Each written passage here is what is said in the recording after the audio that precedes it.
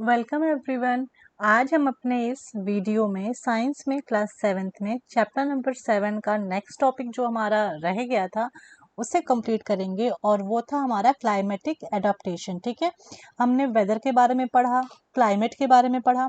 अब हम आज पढ़ेंगे कि कैसे जो एनिमल्स या प्लांट्स होते हैं किसी पर्टिकुलर जगह पे वहाँ के क्लाइमेट में सरवाइव करते हैं, उनके बॉडी में क्या क्या मॉडिफिकेशंस होते हैं कि वो वहाँ पे अपने आप को अडाप्ट कर सके उस हिसाब से।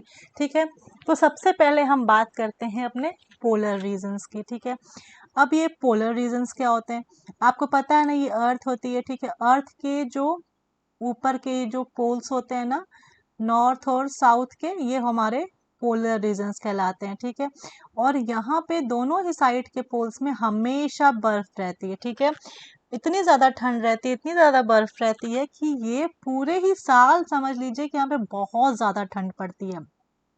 और सबसे एक जो खास बात इस पोल्स पे होती है कि यहाँ पर जो है जो सन होता है वो डेली नहीं डूबता है या निकलता है। जैसे हमारे यहाँ क्या होता है, सुबह सूरज निकला, शाम को डूब गया, फिर रात हो गई, हम सो गए, फिर सुबह नेक्स्ट डे सन निकलता है। लेकिन यहाँ पे क्या होता है, 6 मंथ्स का ड्यूरेशन होता है। 6 मंथ्स तक सन निकला रहेगा, सिर्फ डे रहेगी, फिर 6 महीने बाद फिर जाके 6 महीने के लिए रात होगी। ठीक है, सोचिए कितना अजीब है, मतलब पूरे 6 महीने सिर्फ दिन रहता है, फिर नेक्स्ट के पूरे 6 महीने सिर्फ रात रहती है। ये दोनों ही पोल्स पे होता है, नॉर्थ पोल पे भी जो और साउथ पोल पे भी। ठीक है, तो वहां पे सोचो लाइफ कितनी कठिन हो गई कि मतलब पूरे 6 महीने दिन है, पूरे 6 महीने रात है, तो वहाँ की लाइफ बहुत ज़्यादा हार्ड और टफ होती है। और जब वहाँ ठंडियों का मौसम होता है ना, तो वहाँ का टेम्परेचर -37 डिग्री तक चला जाता है। ठीक है, -37, सोचिए कितना कम है।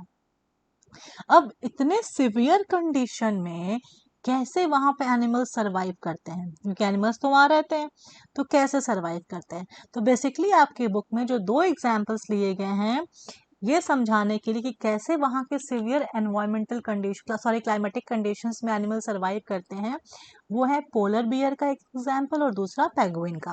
तो अभी हम पोलर बियर के I am sorry polar bear के एग्जाम्पल को लेके देखते हैं। अब पोलर बियर सबने देखा है ना, व्हाइट कलर का होता है, खूब सारे फर होते हैं, सबने मूवीज में भी देखा होगा, है ना। अब खूब सारे फर होते हैं इसके ऊपर, तो इस पे व्हाइट कलर का फर क्यों होता है, ताकि ये जो है जो उसका बैकग्राउंड है ना व्हाइट व्हाइट स्नो का, उसमें आराम से वो मिल जाए, और ताकि वो प्रेडेटर्स को जो उसका शिकार करने आते हैं उनको वो आसानी से नहीं दिखे। ठीक है, और आराम से उसमें उसका कैमोफ्लेज हो जाए। ठीक है, और इस वजह से इसकी वाइट कलर की जो पूरी स्किन है इसको इसके शिकार करने वाली प्रेडेटर से बचाती है। तो सबसे बड़ा फायदा इसकी वाइट कलर की स्किन का क्या हुआ कि ये अपने पीछे के बैकग्राउंड के साथ में पूरा मैच कर जाता है स्नो से, और इसके शिकारियों से अपने बचा रहता है। अच्छा, दूसरा फायदा क्या हुआ, दूसरा फायदा ये हुआ कि एक तो ये शिकारियों से बचा रहता है, और दूसरा जो जिसको इसका शिकार करना रहता है, तो वो लोग भी नहीं जान पाते हैं कि अच्छा यहाँ पे तो पोलर बियर है, क्योंकि वो बैकग्राउंड से मैच करता है, वाइट स्नो और वाइट फर, तो वो आराम से शिकार भी कर लेता है। तो शिकार शिकार भी नहीं जान पाता है कि पोलर बियर हमारा शिकार करने आ रहा है, और शिकारी भी नहीं जल्दी से पहचान पाते हैं कि अच्छा वो पोलर बियर है, because of the white colour of their fur. ठीक है, तो इसके स्किन का वाइट कलर का कुछ तो फायदा हुआ, सबसे पहला फायदा तो ये हुआ। अब दूसरा फायदा क्या हुआ कि जो ये पोलर बियर्स होते हैं ना, उनकी जो पूरी ये ऊपर बॉडी पे फर होती है, वो पूरी 2 लेयर की फर होती है और बहुत थिक होती है। ठीक है, बहुत मोटी फर होती है और 2 लेयर्स की होती है। ये 2 लेयर्स की इसलिए होती है, इतनी मोटी इसलिए होती है, ताकि वहां पे जो इतनी ज्यादा ठंड पड़ती है उससे इनको प्रोटेक्शन मिल सके। ठीक है, तो अब सोचो सेकंड क्या यूज हो गया इनके ऊपर बॉडी पे जो फर है, सबसे अच्छा यूज ये है कि ये वहां पे जो बहुत ज्यादा ठंड पड़ती है उस ठंड से इनको बचाती है। अब कैसे बचाती है, इस लेयर के जो ये फर की लेयर होती है ना, उसके अंदर बहुत सारा फैट डिपॉजिट होता है। ठीक है, और आपको पता है कि फैट क्या होता है, फैट जो है एक बैड कंडक्टर है ना, हीट का। तो क्या होता है कि अब जो है फैट जमा होने की वजह से इनकी जो बॉडी है वो बहुत अच्छे से हीट से जो है इंसुलेट रहती है, हीट का जो लॉस नहीं होता है। ठीक है, और ये ऑफन जो है बहुत स्लोली चलते हैं, ठीक है, और रुक रुक रेस्ट करते हैं, ताकि जो है अगर ये बहुत तेज चलेंगे बहुत ज़्यादा एनर्जी खर्च होगी ना, इसलिए अपने आप को अच्छे से हीट लॉस से अपनी बॉडी को बचाने के लिए ये लोग बहुत स्लो मूव करते हैं, बहुत स्लो मतलब ठीक ठाक मूव करते हैं, रेस्ट करते हुए चलते हैं, ताकि जो है इनको इनकी बॉडी से ज़्यादा हीट लॉस ना हो, ठीक है। अब जब गर्मियों का मौसम आता है तो ठंडियों का मौसम हो गया, जब गर्मियों का मौसम आता है तो ये अपने आप को कुछ एक्टिविटीज़ करनी पड़ेगी ताकि ये अपने आप को ठंडा रख सकें, ठीक है। तो ये क्या करते हैं, स्विमिंग करते हैं, ठीक है। तो आप कह सकते हो पोलर बियर जो है बहुत अच्छा स्विमर है, बहुत अच्छी स्विमिंग करता है। इसके जो पॉज होते हैं, पॉज मतलब जो ये नीचे की उंगलियां होती है ना, अरे सॉरी पंजे, ठीक है, पॉज, ये बहुत चौड़े चौड़े होते हैं और फैले फैले होते हैं, ठीक है, जिसकी वजह से इन्हें स्विम करने में तो हेल्प मिलती ही है, इनको स्नो पर चलने में भी बहुत आराम रहता है इनके चौड़े चौड़े पंजों की वजह से, ठीक है। और जब ये पानी में स्विमिंग करते हैं ना, तो ये अपनी नॉस्ट्रल्स को बंद करके बहुत लंबे समय तक पानी के अंदर रह सकते हैं। ये नहीं कि अरे पानी में डुबकी लगाई और फिर तुरंत बाहर आ गए, नहीं, ये अपने आप नॉस्ट्रल्स को क्लोज करके बहुत लंबे समय तक पानी के अंदर रह सकते हैं। ये इनकी सबसे बड़ी बात हो गई। और एक और जो इनकी बॉडी की अडॉप्टेशन है कि इनकी जो स्मेल की सॉरी सेंस ऑफ स्मेल है वो बहुत ज़्यादा स्ट्रांग होती है, ठीक है। तो ये अपने शिकार को जो है आराम से इसलिए कैच कर लेते हैं क्योंकि ये इनकी जो स्मेल है सूंघ लेते हैं कि हाँ, बहुत तेज़ी से सूंघते हैं कि इनका शिकार कहाँ पे है, ठीक है। तो एक ये भी बहुत अच्छी बात हो गई। तो इस तरह से हम ये देखते हैं कि जो पोलर बियर है उसने अपने आप को उस सिवियर स्नो वाले कंडीशन में जीने के लिए कैसे मॉडिफिकेशंस कर दिए, कैसे किए। जो वाइट फर है वो जो है स्नो का बैकग्राउंड है होता है वाइट कलर का, इसलिए उसमें आराम से दिखती नहीं है, जिसकी वजह से प्रीडेटर्स भी इसको नहीं देख पाते हैं और इसके प्रे भी इसको नहीं देख पाते हैं। इसकी बॉडी में जो है 2 थिक लेयर्स होती हैं फर की, जिससे इसको जो है ठंड में गर्मी मिलती है, ठीक है। इसकी जो स्मेल की सेंस होती है वो बहुत ही स्ट्रांग होती है ताकि वो अपने प्रे को आराम से पहचान सके कि हाँ मेरा प्रे कहाँ पे लोकेट कर सके और उसको पकड़ करके उसको अपना फूड बना सके, ठीक है। इसके जो पंजे होते हैं, पॉज होते हैं, वो बहुत लंबे लंबे होते हैं और बहुत शार्प होते हैं ताकि उनको बर्फ में चलने में भी आराम मिलता है और स्विमिंग में भी आराम मिलता है, ठीक है। इनकी जो बॉडी का फैट है वो इसको इंसुलेट करता है, गर्म रखता है और हीट को लॉस होने से बचाता है बॉडी से। और ये फैट कहाँ होता है, इनके स्किन के अंडर होता है, ठीक है। तो ये हो गया हमारे पोलर बियर के बॉडी में जो एडॉप्टेशन है। अब हम पेंगुइन के बारे में पढ़ेंगे, ठीक है, कि पेंगुइन जो हमारे पोलर रीजन्स में रहती है वो अपने बॉडी में क्या क्या चेंजेस इनके एडॉप्टेशन है ताकि वो वहाँ पे सर्वाइव कर सके। तो सबसे बड़ी बात यह है कि पेंगुइन भी वाइट कलर की होती है, ठीक है, ताकि वो अपने पीछे के स्नो के बैकग्राउंड से मैच कर सके। पेंगुइन की जो स्किन होती है वो बहुत मोटी होती है और इसके स्किन के अंदर अंडर में नीचे जो है बहुत सारा फैट होता है ताकि वो उसको ठंड से बचा सके, ठीक है। अब आप ये देख रहे हैं पेंगुइन्स कितने मोटे मोटे से फूले फूले से पिक्चर में देख रहे हैं। अब पेंगुइन्स क्या करते हैं, एकदम चिपक चिपक के चलते हैं, है ना, एक दूसरे से, ऐसा इसलिए ताकि उनको जो है गर्मी मिलती रहे, इससे उनको वार्मथ मिलती है, ठीक है। तो ये हो गया, जैसे हमें भी कभी कभी ठंड लगती है तो किसी को पकड़ के बैठ जाओ तो थोड़ा सा ठंड कम लगती है ना। तो इस तरह से हम कह सकते हैं कि पेंगुइन्स इस तरह से अपने आप को मॉडिफाई करते हैं। अब जैसे पोलर बियर्स होते हैं ना, वैसे ही पेंगुइन्स को भी तैरना बहुत अच्छे से आता है, बहुत गुड स्विमर्स होते हैं पेंगुइन्स भी। इनकी बॉडी जो होती है वो स्ट्रीमलाइन होती है और इनके जो पैर होते हैं ना इसमें वेब्स होते हैं, तो इसकी वजह से जो है ये आराम से तैर सकते हैं, ठीक है। और जो दूसरे एनिमल्स जो इन्हीं पोलर रीजन्स पे रहते हैं उसमें से बहुत सारी फिशेस भी हैं, मस्क है, मस्क ऑक्सन है, रेनडियर्स भी होते हैं ना जो क्रिसमस में यूज होते हैं, देखा है सेंटा क्लॉज क्रिसमस में रेनडियर्स वाले ही उस पे बैठ के आता है स्ले पे, ठीक है, वो वाले रेनडियर्स।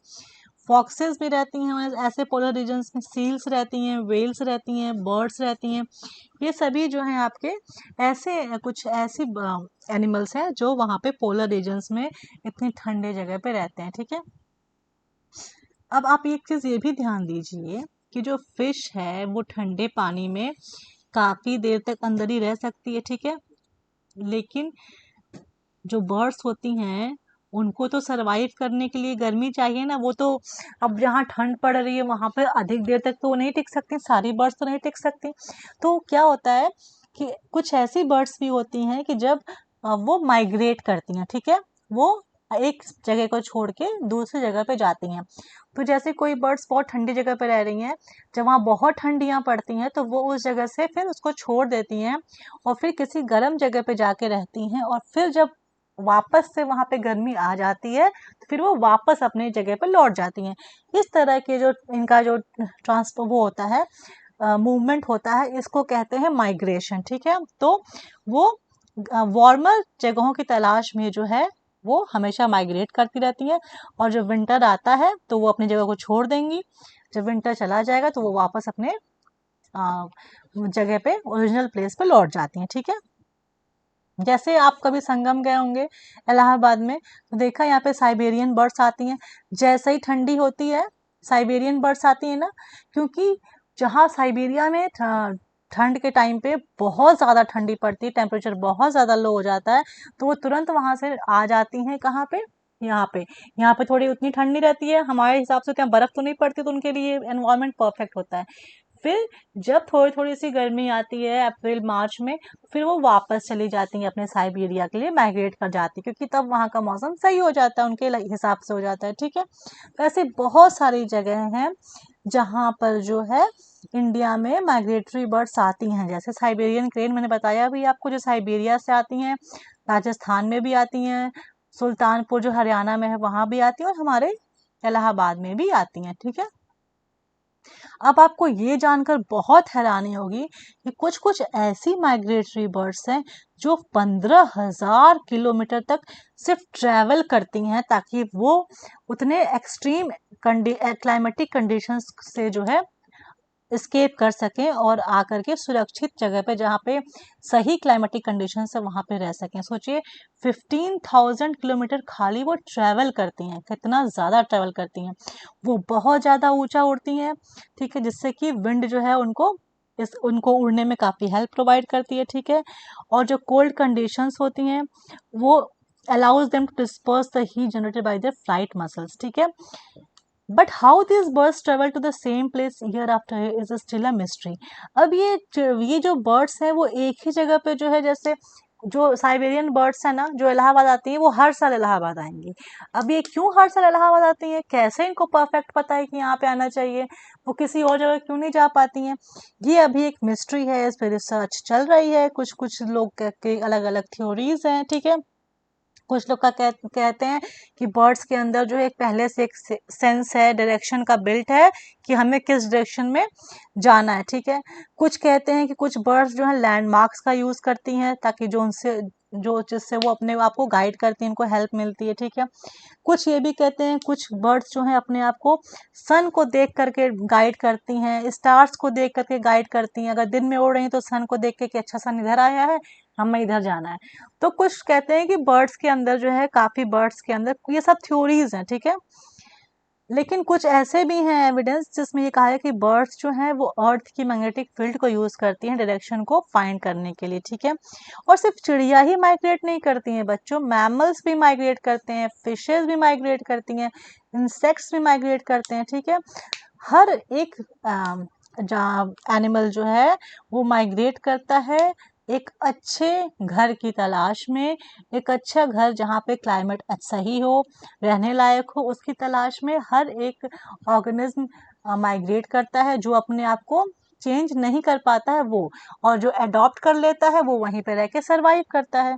तो ये आपका हो गया था पोलर रीजन्स में अडॉप्टेशंस के बारे में। ठीक है, नेक्स्ट क्लास में हम आगे का टॉपिक पढ़ेंगे। Thank you.